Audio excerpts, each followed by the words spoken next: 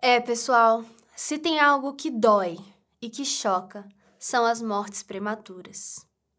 Abortos espontâneos, morte no nascimento, morte de crianças, adolescentes, adultos jovens. Como que o Espiritismo explica isso? Vocês lembram da viagem de trem que nós falamos lá na primeira parte do episódio Medo de Morrer? Que quando nós chegamos naquela estação para fazer aquela viagem rumo a uma nova encarnação, nem sempre aqueles que entraram primeiro no trem serão os primeiros a retornar, ou seja, nem sempre os mais velhos serão os primeiros a desencarnar. Então, aquela frase de que os últimos serão os primeiros nem sempre se aplica. Mas inverter essa ordem não é antinatural? Fica difícil de entender, de achar uma lógica para isso. Cadê a justiça?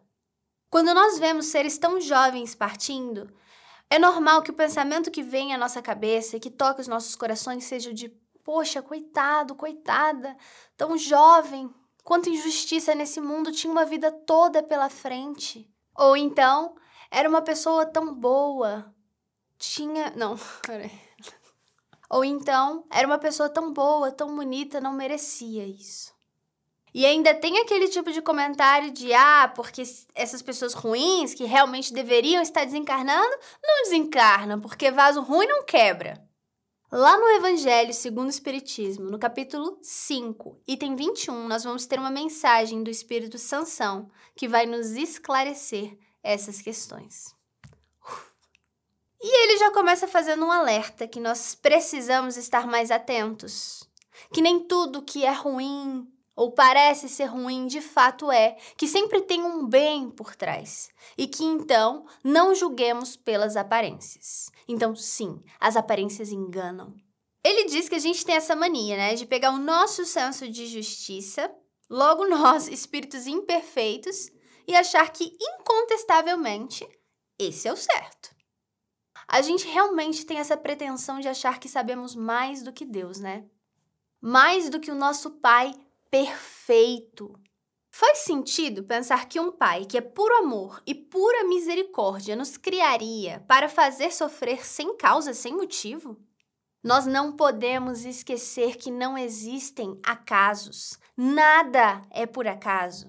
Por trás de todo acontecimento tem uma teia de luzes que se conectam e dão sentido, explicam aquilo. E Sansão nos diz o seguinte: olha para suas dores. Olha para dentro, sonda. Você consegue percebê-las? Distingui-las? Pois é. Por trás de cada dor tem uma razão divina, uma razão regeneradora, algo que está nos curando, algo está sendo curado. Dor é remédio.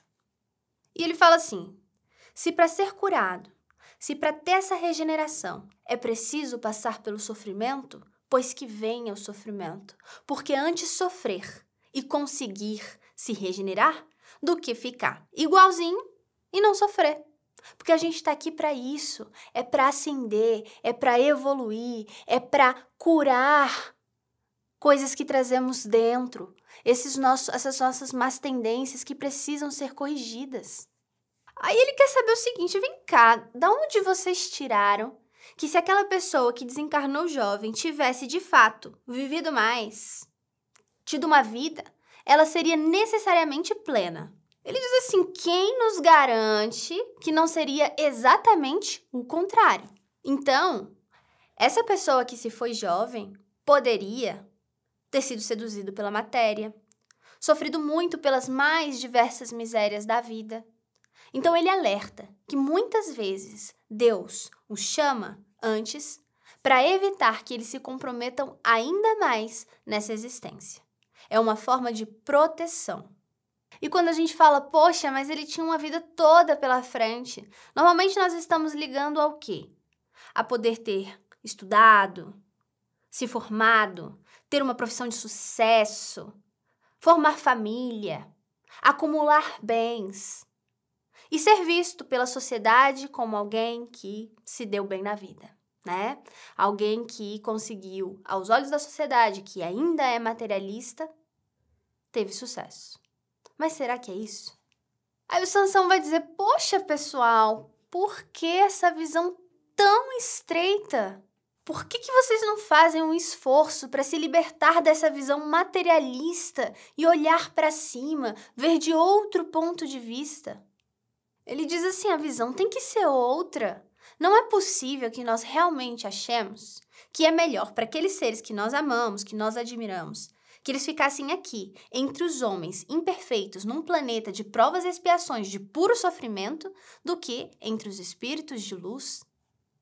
E é então que ele nos enche de ânimo, manda a gente levantar a cabeça, secar as lágrimas, perceber que o nosso Pai está resgatando a um filho de um planeta que ainda é de muita maldade e de muito sofrimento. E ele dá um puxão de orelha também, porque ele diz que é uma forma de egoísmo nós ficarmos lamentando o desencarne desse ente querido por ter ido antes, como se nós quiséssemos que ele ficasse aqui para sofrer junto com a gente neste planeta de provas e expiações. Porque, convenhamos, não tá fácil para ninguém, né? E ele nos alerta para ter fé. E fé, galera, fé não é só acreditar. Porque quando a gente acredita em alguma coisa, isso não garante que nós não vamos duvidar dessa coisa. Mas quando nós temos fé, nós acreditamos e nós confiamos. Fé é entrega. É quando nem sempre as coisas vão fazer sentido. Nem sempre a gente vai entender. Vai parecer controverso, mas nós vamos ter a mais absoluta certeza e confiança de que tem um porquê por trás. E de que se o nosso Pai, que é o Todo-Poderoso, o Criador de tudo e de todos, puro amor, justiça, misericórdia, permitiu, já que nada acontece sem a sua vontade, é porque era bom para essa pessoa e era bom para nós. Não quer dizer que não vai doer, que a saudade não vai apertar, mas saber que foi bom e que lá na frente vai fazer sentido, isso acalma, deve acalmar nossos corações. Porque, gente, é normal sofrer.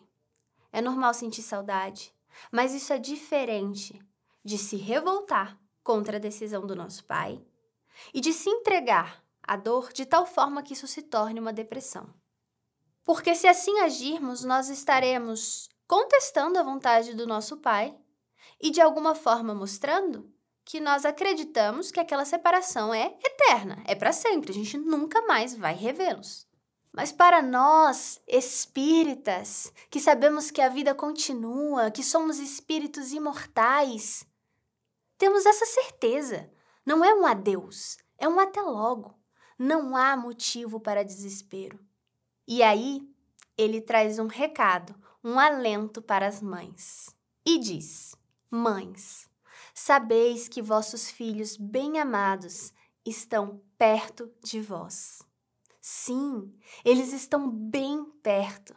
Seus corpos fluídicos vos envolvem, seus pensamentos vos protegem, vossa lembrança os inebria de contentamentos. Mas aí, ele também faz o alerta. Vossas dores, sem razão, os afligem, porque revelam uma falta de fé e constituem uma revolta contra a vontade de Deus. E ele finaliza da forma mais bela. Ele se dirige a nós, que já temos um certo conhecimento da vida espiritual, e pede que estejamos atentos às batidas do nosso coração. Sim, porque ele fala que a cada batida é como se nós estivéssemos chamando aqueles entes queridos, lembrando deles, e nesse momento, que lembremos dessa mensagem e peçamos que eles sejam abençoados. E ele diz que nesse momento de conexão maior, nós vamos ser muito consolados.